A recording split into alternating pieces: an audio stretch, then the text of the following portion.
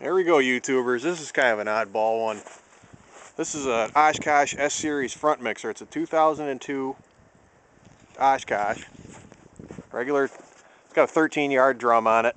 Carries 10. The odd part about this one,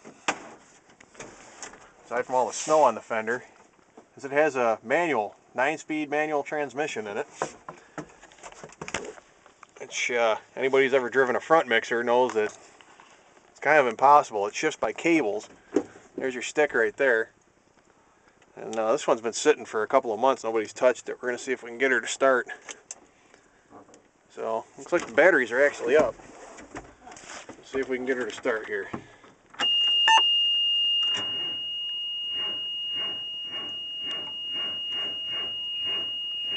She's trying.